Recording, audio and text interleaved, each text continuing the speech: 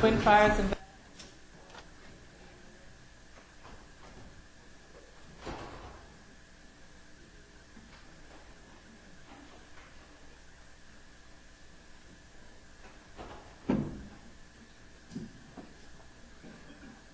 Mr. Cleveland?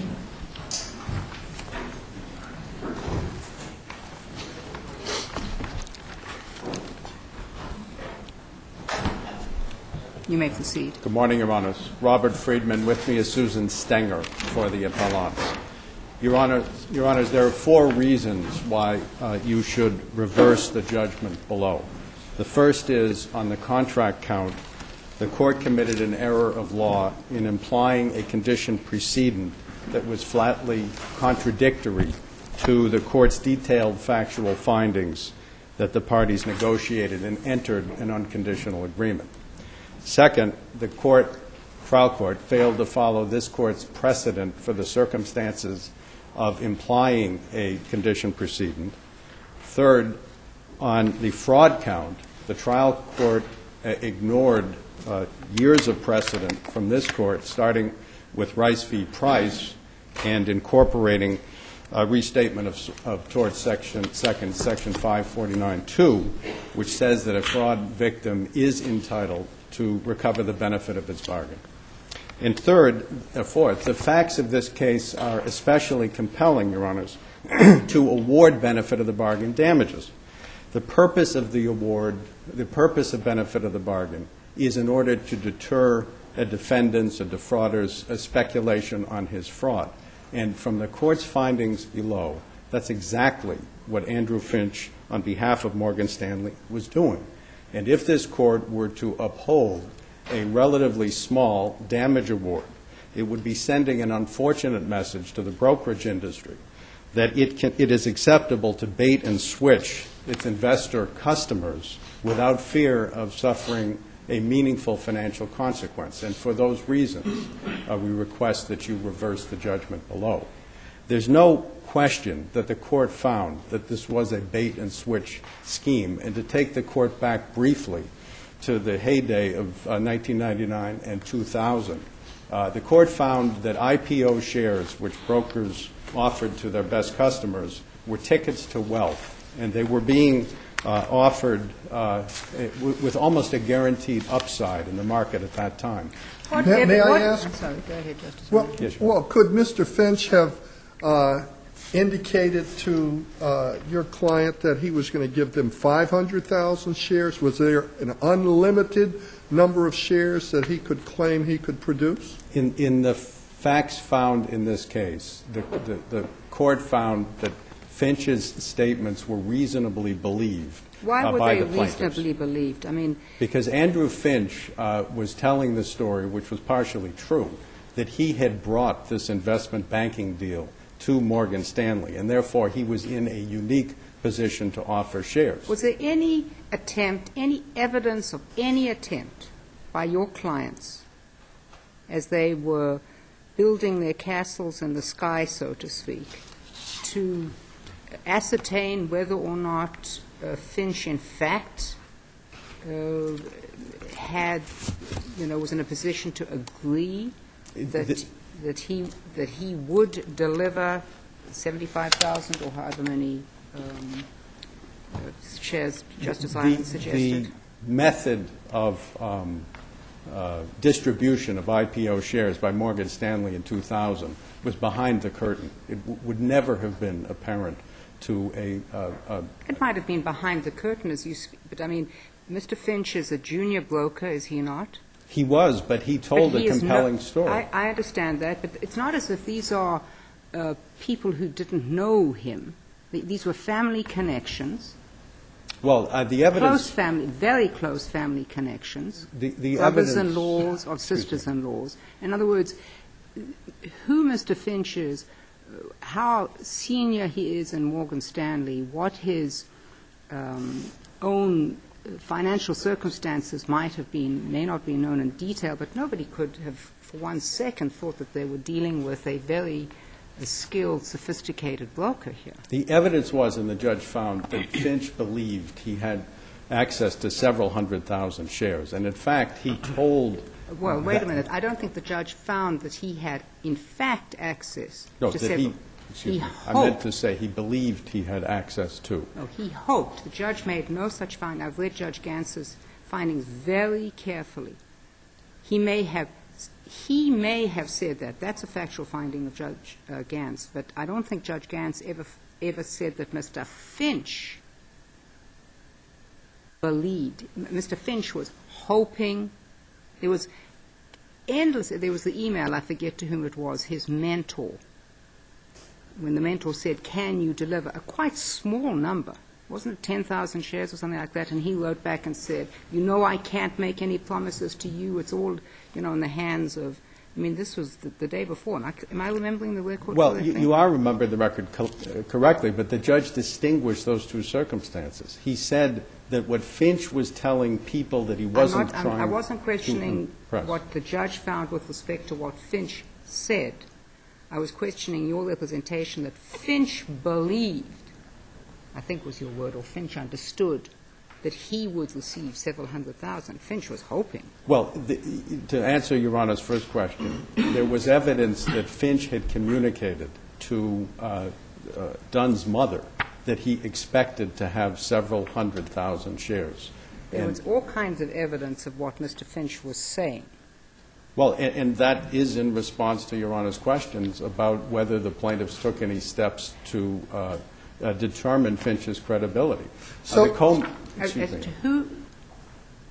Yes, but what I'm suggesting to you is, however big the bubble may have been, anybody knowing Mr. Finch, and these are all family members, related, mother-in-law, brother-in-law. These are people who know Mr. Finch. It's not as if it's somebody coming into Morgan Stanley in the Wellesley office who doesn't know Mr. Finch and has a very well-dressed broker making these representations. The specific evidence was, Your Honor, that Finch and Dunn did not have a close relationship.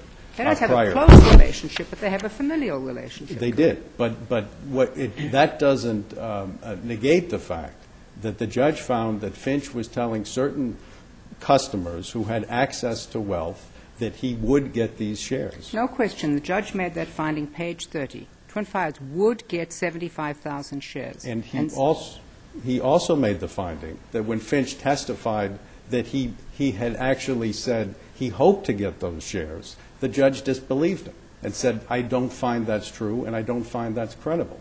And on that record, we now have a consciousness of the plaintiffs that there was an intention to sell them these shares. The question is, in these circumstances, what, if anything, these are general expressions of interest in the term, what, if any, obligation was there on your clients to do anything other than rely on the word of a very junior broker who they knew was new in the field with promises of vast wealth? Vast wealth. What the investors did was the co-manager went to the Wellesley office, sat down with Finch, with one of the investors, asked for a copy of the prospectus, asked again about the availability of the shares. The plaintiffs here did whatever they could to find the bona fides of this seller, but the seller was simply not telling the truth about his access. When all is said and done, and correct me if I'm wrong, wasn't a contract signed that said in so many words, the distribution will be subject to allocation? The contract internal to Twin Fires? Whatever sort of, it wasn't a contract, whatever sort of agreement, the final agreement was subject to allocation? Well, first of all, there was no written agreement. Okay. But were the words subject to allocation introduced somewhere in the transaction? If that appeared in the agreement among the Twin Fires investors, it had to do with the second 75,000 shares. It was uncertain, and they understood that, whether they would be getting shares in excess of 75. There were differentials for the second layer if they got them. Mr. Friedman, let me ask you this. Let us assume, I'm bound by Judge Gantz's findings, which seem to be amply supported by the record, as far as I can tell. having not looked at the record, but at least he refers to testimony that hasn't been challenged, that in fact Mr. Finch said, I will have 75,000 shares, which you will be able to purchase to your clients. He didn't have them. Your clients didn't make millions of dollars. They were disappointed. They didn't pay for them. It was a fraud, Your Honor. They didn't it pay was for an them. active misrepresentation. They didn't pay for them, did they? They posted $2.625 million in They didn't Morgan's. purchase the. They had done everything they could do to purchase them, and the fact that Morgan Stanley refused to deliver them doesn't make it any less of a purchase. This was a fraud, and it was an effective fraud, and the intention was to, as the judge found, once Finch learned he wasn't getting the shares, he turned around and blamed Morgan Stanley and blamed Chairman Merrick of the issuer and said, I understand that. And you're in here saying you want the benefit of the bargain, and I think that what Judge Gantz was doing is to say, what are the actual losses here? Well, and this is where he departed from this Court's rule. In the first place, he failed to apply the requirement that in order to import a condition to a contract, which is not otherwise conditional, you must find, or he must have found, that both parties intended that there be a condition. That intent is impossible to establish here, because all that Twin Fires knew was what Finch was telling them. And well, Finch I think was what the judge is saying, and I think the overall impression I get from reading the judge's very long decision here, is that, in fact, both parties did intend that the stock would come from Finch's allocation, and that Finch overrepresented what that allocation, the certainty and the extent of that allocation. But that underneath all of it, it was certainly understood and intended that it would come from Finch's allocation, which he suggested, because of his very close relationship with the CEO and bringing the company into this, would be large, and misrepresented it. Isn't that what the judge is saying? No. So when you say both parties have to intend, isn't that in essence what the judge is saying? There's a big difference, respectfully, between understanding, which is the phrase the judge used, and intending. And a buyer can understand that a seller is going to go through some hoops in order to ready himself to make a sale. But that doesn't amount to, and this Court has never held, that constitutes the creation of a condition. Is there anything in this record that suggests that in the advance of an IPO, it is not unusual for people to, quote, in your terms, post money with a broker, not knowing what the precise allocation of shares will be? I'm sorry, Your Honor, I missed the word. Is there anything in the record that indicates that in advance of an IPO, that it is not unusual for people to, quote, post money with their broker, not knowing what the precise allocation of shares will be? The IPO allocation system, as it was supposed to occur, which didn't occur here at all, wouldn't have allowed the dollars to come in the door on the promise. That's not how IPOs are supposed to be sold. But this broker, who was operating with no supervision and having told his superiors he intended to bring in $400 million in assets under management if this IPO went through, was going out and telling people he would get them shares, please send the money in. This was out of the ordinary. This was at all times an unusual case. But there's no reason not to apply the common law principles that apply to the buying and the selling of things once Morgan Stanley permitted this arrangement to go outside of its normal procedures. If I can make one more point on this, the Court has held consistently that where a party in a two-party transaction knows of a risk and fails to assign it, in the language of the older cases, to the condition, as a condition, then that party bears the risk, and if the condition happens, the party is stuck with it. And that's mass municipal wholesale of this court, and that's a very elementary principle. Are the judge's findings of misrepresentation and the findings that there was a conditioned precedent reconcilable? They're not, because the source of the plaintiff's knowledge was the misrepresentation.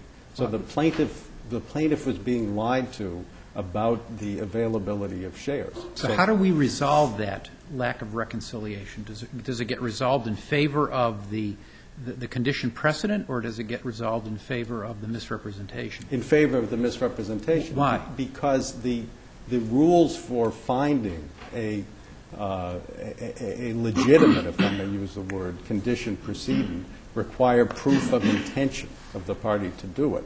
And here there can't be proof of intention to purchase if and only if, because the judge rejected Finch's testimony when he said, that's what I said. Finch testified, I will get you shares if I get them. The judge said, I disbelieve that. That would have made a conditional contract, but it was not in this bargain. Mr. Friedman, can we focus just for a minute, I know your time is up, on the award of attorney's fees? Yes, sir. As I read again the judge's careful memorandum, it turns on his statement that the plaintiff's attorneys spent the amount that they are claiming, the $1.8 million in attorney's fees, to prevail not on the claim of $118,000, which is what the judge determined were the actual losses, seeking attorney's fees to set up the limited partnership and so on. But, quote, they, meaning the attorneys, spent that amount in the reasonable, albeit ultimately mistaken hope that proving the intentional misrepresentation would yield a damage award with interest of more than $13 million. Is there any legal precedent that says that we determine attorney's fees based on the reasonable but ultimately mistaken belief of attorneys? Well, I think the precedent is stated in the negative, and I don't recall the case name, but that you can't invest in a case beyond any, in terms of attorney's time, beyond its potential worth. Why he found that it was perfectly reasonable here is that the court had said since 1975 in York v. Sullivan that the award of a 93A in an intentional fraud case was benefit of the bargain damages. So there would have been every expectation that that award would follow a finding of intentional fraud, which the plaintiffs had every reason to believe they had proven. The court also said on the same point that he thought it was a close question as to which rule of damages would apply, and he used that finding in support of the reasonableness of the plaintiff's attorney's efforts. So I think that under either analysis, he's stating justification. Thank you, Mr. Friedman. Thank you, Your Honor.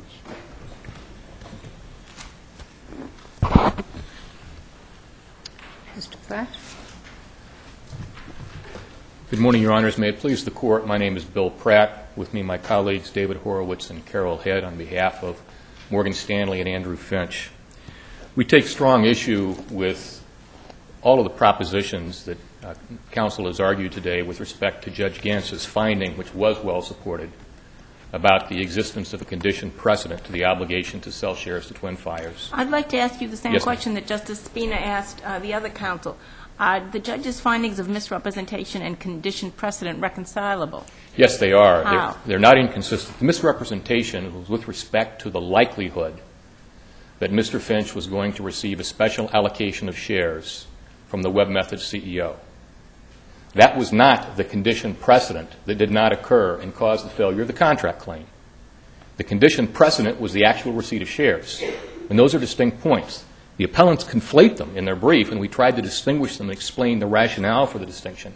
But that's why Judge Gantz was able quite rationally to hold both of the holdings he found. The misrepresentation went to the likelihood.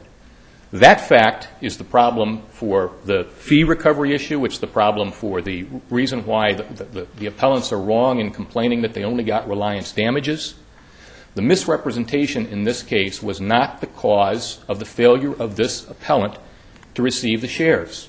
It was not the cause of their failure to achieve $12 million in profits. Well, what was the language about the condition precedent, if not related to a likelihood of receiving them? Isn't that the essence of a condition precedent? I am likely to get something. I don't have them. I'm likely to get them. That's the inducement for entering that kind of a contract. Yes, sir. My point is this, though. Whether Mr. Finch had said, my chance of getting a special allocation is 5%, 50%, 99%, Or 100%. or 100%. You know that you have to get the allocation. Yes. And if you don't get the allocation, the shares are not sold to that would-be purchaser, correct? I can't say it any better. And the evidence I want to point out that was not raised a moment ago, which Judge Gantz focused on at page 23 of his opinion, was the meeting that Mr. Dunn and Mr. Finch had on the 19th of January 2000, which is the meeting that Twin Fire says the contract was formed. And as Judge Gantz said in his order, during that meeting, Mr. Finch described how he brought the IPO to Morgan Stanley, and I'm quoting, and described how, quote, he had personally met with Merrick, that's the WebMethods CEO, at WebMethods offices in Virginia and will receive a large allocation of IPO shares to sell. Finch then asked Dunn if Dunn wanted to take 75,000 of those shares. Quote, Dunn said he could. That was the finding of the court. The 75,000 shares were quite specifically, at this meeting that the appellants admit the contract was formed, shares earmarked to come from a special allocation from the WebMethods CEO. And Justice Spina, that goes back to your question. Whatever Mr. Finch had said, 5%, 50%, 100%, the understanding of the parties, and there was a meeting of the minds, the understanding of the parties was that a condition precedent had to occur, and it did not occur. And so there could be a misrepresentation. Finch said 100% when in fact it was only 10%. You can call that fraud. Judge Gantz found that. That didn't cause the loss. That didn't cause the failure to earn $12 million.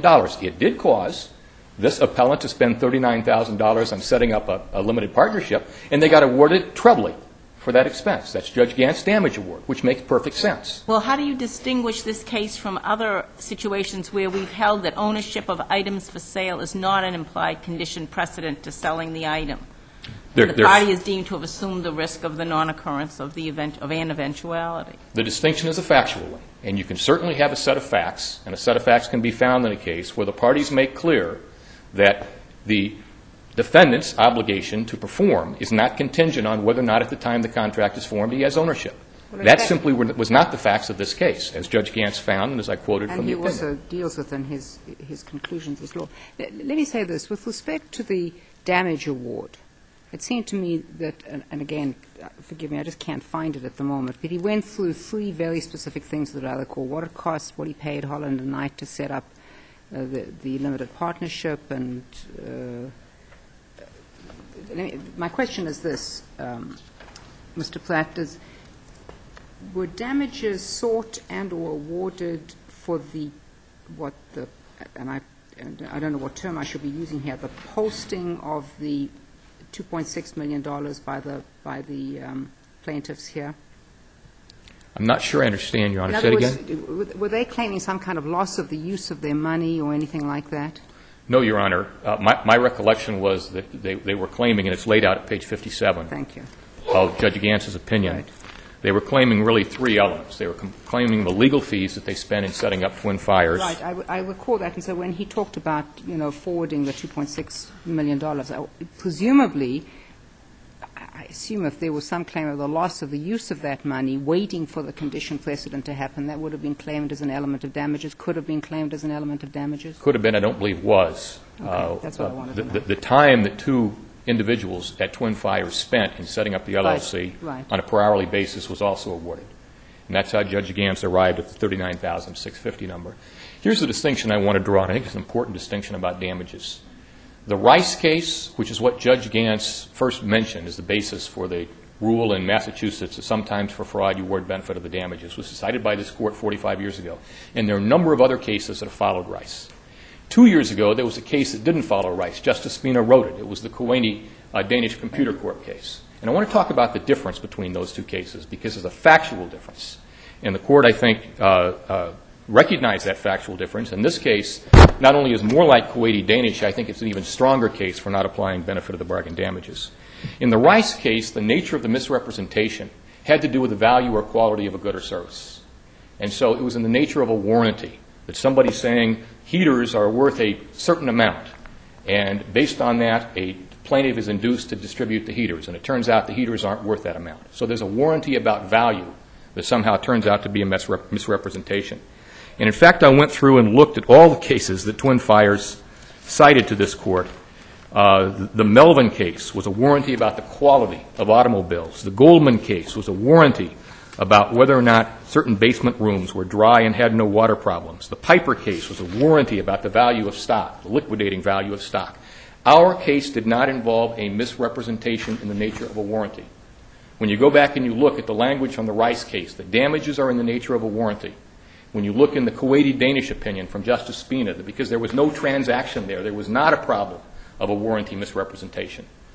Our case was not in the nature of a warranty. The misrepresentation was not Twin Fires share or Web Method shares are going to end up being worth $1,000, and it turns out they're only worth $100, and the appellant is induced to buy them for that, and is $900 short per share because they were misled. That's a warranty misrepresentation.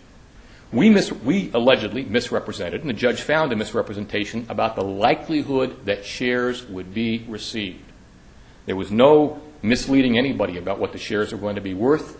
Everybody knew they were going to be hot shares. It turns out they were. Moreover, there was no purchase of the shares.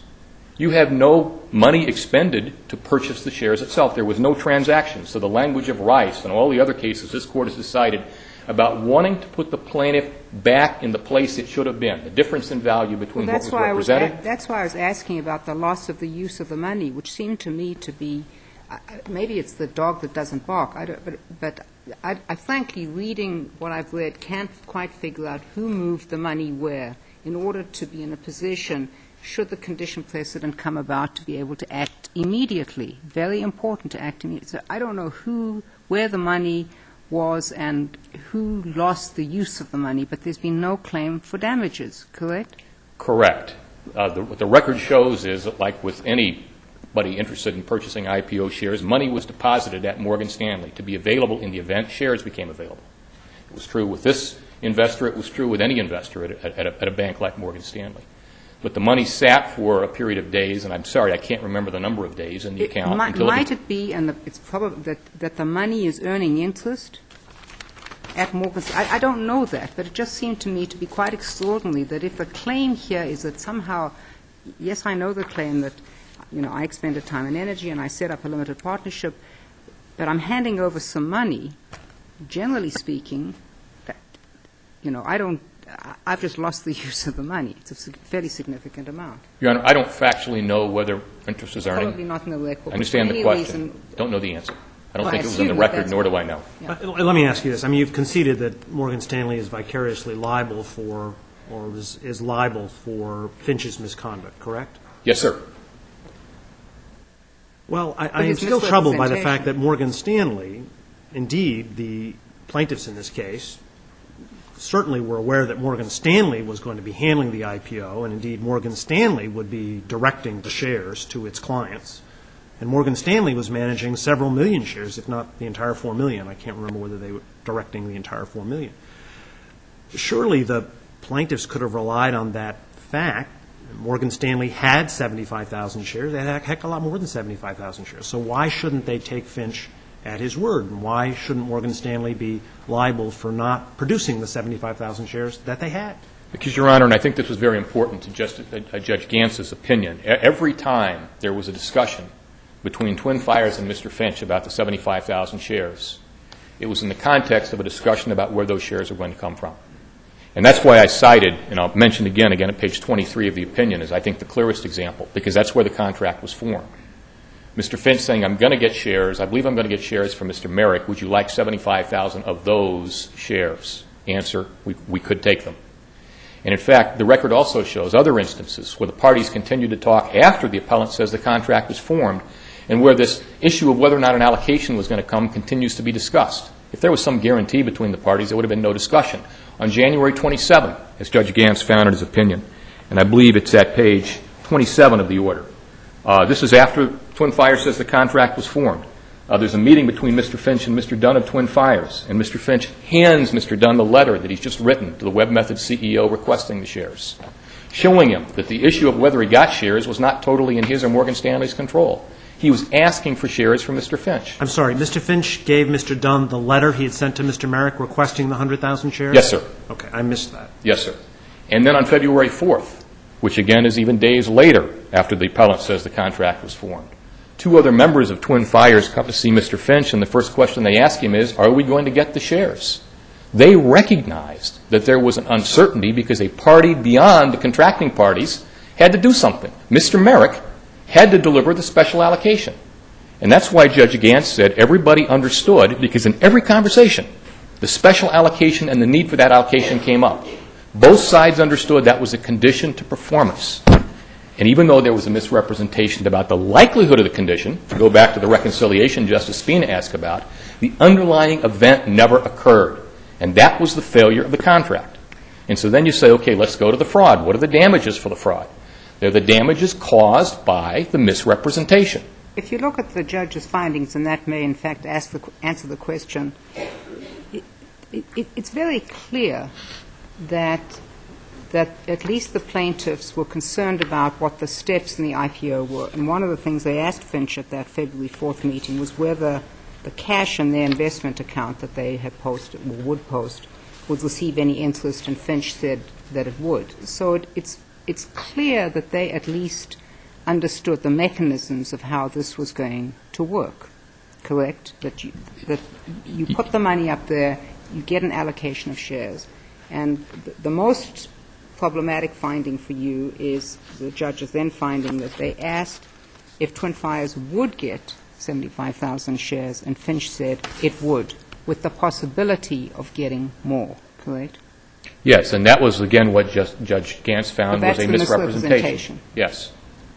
And the point I want to make is I think there is a clear distinction in Massachusetts in the cases decided by this Court between cases where a transaction has occurred, where some plaintiff has been victimized by a misrepresentation about the value of what it bought, and where some defendant walks off with unjust enrichment. I promised that the heaters were worth $1,000. They were only worth $100. You paid me $1,000, and I walk out of the courtroom with $900. I'm unjustly enriched.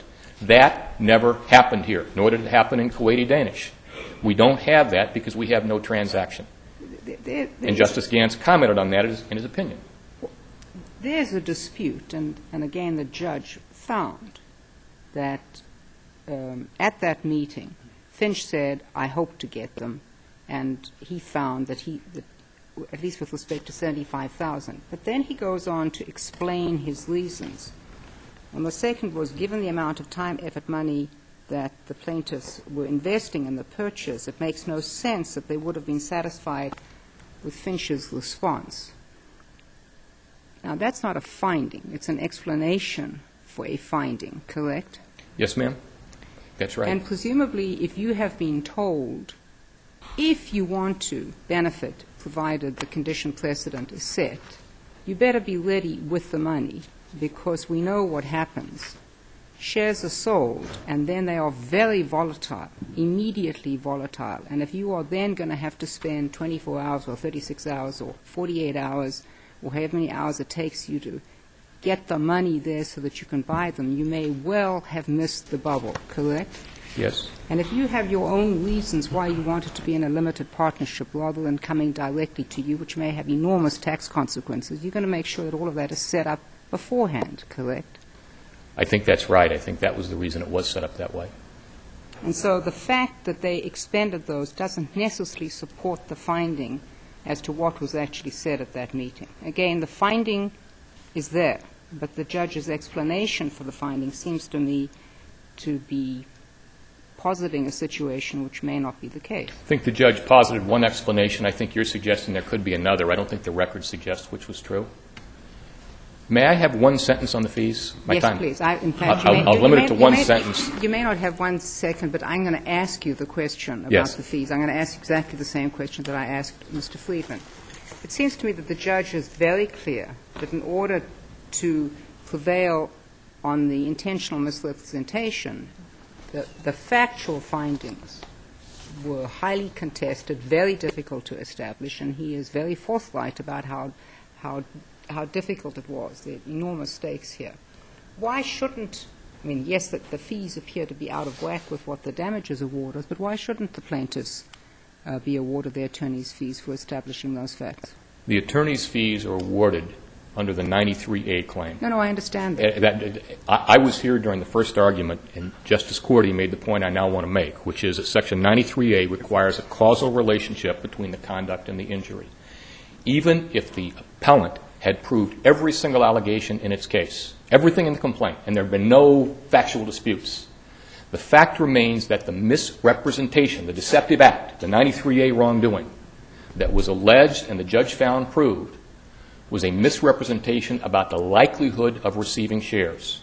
That's the misrepresentation. And whether Finch had said 5, 50, or 100, that didn't change the fact that Twin Fires would not have recovered $12 million because they still couldn't get the shares. And that's why. But the judge also was very clear in saying in order to establish that, it didn't matter whether it was 5, 50, 75, or billion, to establish the misrepresentation, which is the basis for the 93A, correct? Yes. That took, a huge amount of time, effort, and energy, and was not unreasonable in these circumstances. Here's, I believe, the point that he missed, and he didn't miss much in this case. I believe what he missed was that if you went back to the beginning of the case and you sat down and you looked at the requirement of 93A, the causation requirement, that the conduct has got to, it's got to be a relationship between the conduct and the injury, and you say to yourself, are there any set of facts that we could prove that we ought to be spending our legal time and money on to demonstrate that the reason that the plaintiff did not get the stock, that the reason the plaintiff did not recover its $12 million in profits, which is the big amount of money that caused all the legal fees to be spent, is there any set of facts we can prove that the reason for that will be the misrepresentation, the deceptive act? And the answer is clearly no. The misrepresentation was not the reason they didn't receive the stock. It was the failure of the condition precedent. And those are two distinct issues. And Judge Gans, with all due respect, missed that. He conflated the two for purposes of the fee award. But aren't they inextricable? I mean, how do you extricate the information about the stock, the allocation from the misrepresentation? Because you ask yourself, is there any misrepresentation, any representation on earth that Mr. Finch could have made about the likelihood of getting shares that would have resulted in this case in the plaintiff getting their web method stock? You ask yourself that question, and the answer is no.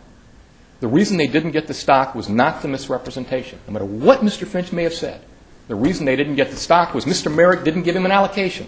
And that was the only basis of recovering the $12 million. Have you cited cases that make that kind of distinction with respect to attorney's fees? The cases we've cited, I think, are the standard cases, Justice Graney, that make the point that a key component, I think the Linthicum case is the primary case was cited, a key component in determining the appropriateness of a fee award are the damages involved.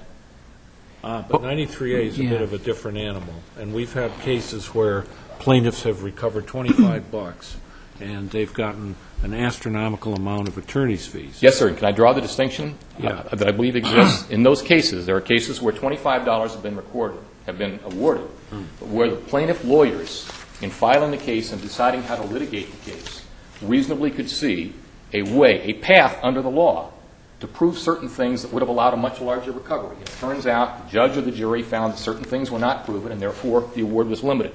This is a different case. What I am saying is there's not anything that could have been proven about this misrepresentation that would have resulted in Twin Fires getting the shares. And if that's true, then there never was anything more than $39,000 involved. If we adopt your theory, we're going to be placing a, I think, significant limitation on 93A awards, are we not? No, sir, I don't believe so. And the reason I don't is I think that limitation exists in the language of the statute. I think if it's a matter of law, the damages involved can't be more than, in this case, $40,000. That's all the damages that can be involved. So when for the misrepresentation. The misrepresentation was not a warranty about the value. A plaintiff gets $25 and we approve an award for $200,000. How does it? It's okay. It's okay. Yeah. If at the time the case was brought, the plaintiffs reasonably could have proven, based on their allegations, a case that recovered $200,000, and it turns out all they got was $25,000. Well, gosh, gee, there should have been summary judgment here, according to your theory. What was the plaintiff's view of the facts of this case? They didn't agree that there was a condition precedent here, did they? Wasn't their position all along that, no, this was a clear open and shut contract? No, sir, they didn't. You're correct, they didn't agree, but here's what they did. So there was a clear factual dispute as to whether there was a binding contract or a contract with a condition precedent. Yes, sir, but the fees are not for the contract claim, for the 93A claim, and they're clearly alleged that the misrepresentation, the deceptive act, the 93A violation, was the misrepresentation as to the likelihood of getting shares. I take it... That's the distinction, respectfully. I don't want to belabor the hypothetical, but I take it that if Mr. Merrick, the person in Virginia, Right. if Mr. Merrick had written to Mr. Finch and said, in response to his emails and telephone calls, I agree to give you 75,000 shares, to allocate 75,000 shares, and if that letter had been shown to the plaintiffs, we would have been in a somewhat different position? My first reaction is perhaps they have a third-party beneficiary claim against Mr. Merrick for contract. Right. But I think plaintiffs would have different claims. Yes, ma'am. Did your client take the position at the hearing on attorney's fees that the amount of time spent and expertise required to recover for the misrepresentation, the $39,000 for the misrepresentation, was unreasonable, was unrelated to the amount of effort and expertise required to gain a judgment on that count? No, because the argument made by the appellant seeking to recover the fees was that the amount of money they spent and the time and effort they spent were on a series of interrelated contract and intentional misrepresentation claims, of which 93A was a deceptive act that was the statutory equivalent of the intentional misrepresentation. So their position was they spent all this time on the case at large. Was there any attempt on your part to kind of parse that out, to weed out what was spent on the 93A claim and what was spent on the contract claim? Justice Spina, I didn't argue the fee motion, and I just don't know whether that was raised at the argument. What I know in the briefs, and the same things we've argued here, was that to look at 93A, which is where you're recovering the fees, you need to look at what conceivably, as a matter of law, could be recovered when you start your case. And if all that can be recovered for that claim is $39,000, which I submit as a matter of law is true here, then it's unreasonable to say that for that cause of action we're spending millions of dollars on fees. You can spend it on the other claims fail. But the question before Judge Gantz was not what to give them generally, but what to give them under 93A. And that's why I don't think Justice Graney's concern would apply here, because under 93A, you can see as a matter of law they had no ability to recover $12 million. They did under contract, conceivably under intentional misrepresentation if they could have shown the right type of misrepresentation. They had no ability because of the fact there had to be a causal relationship between the conduct and the injury as a matter of statute. And that's what's different about the 93A claim, and it's the only claim on which fees were awarded. Mr. Platt, that was one of the key claims made before Judge Gantz, which is the correct measure of the reasonable fees. Your client's position was the objective worth of prosecuting the 93A claims and not all of the claims, and that number was less. So I think that the claim was made. Thank you, Chief Justice. Thank you, Mr. Platt. Thank you.